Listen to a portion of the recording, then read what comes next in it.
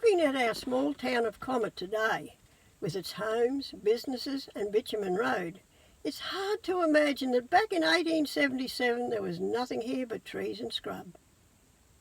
The Great Northern Railway, as it was called at that time, was pushing through to the west. With it came the railway workers and their families. First, the timber and scrub had to be cleared to form a rail bed for the line.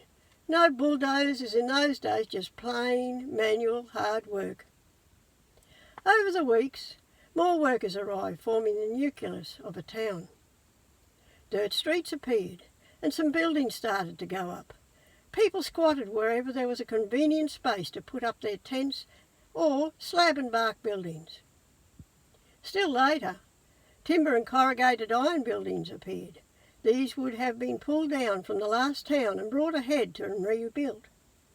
Most of these were substantial buildings. They were the hotels and the shops. The rail officially reached Cometville on the 1st of March 1878. The first delivery at the railway station was Chief Railway Engineers Robert Ballard's horses and buggy. The town was officially surveyed in June 1878 by Willoughby Hannon.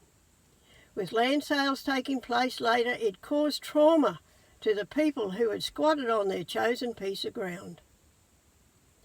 The newspapers tell us that there were 1,500 people living here for the brief 2 years that the railway was constructing the 3 bridges over the Comet River and its 2 Anna branches.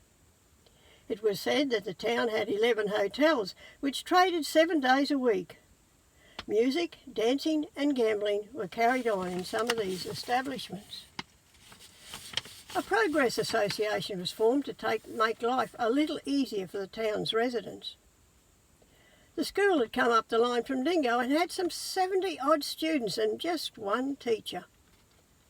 The Progress Association were instrumental in having a larger schoolroom built. This was great, but unfortunately there was no extra help for the teacher.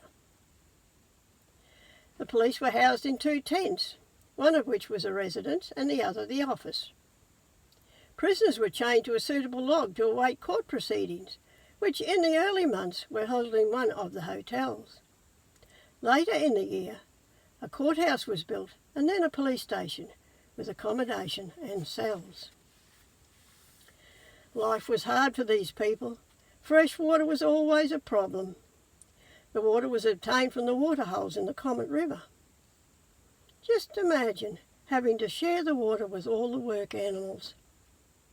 Later, mobs of sheep were brought in to be trucked out by rail.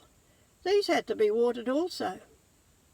Teamsters were bringing in loads of wool to be sent out by rail on their return journeys, taking goods out to the stations. More animals drinking the precious water. 1878 was a dry year.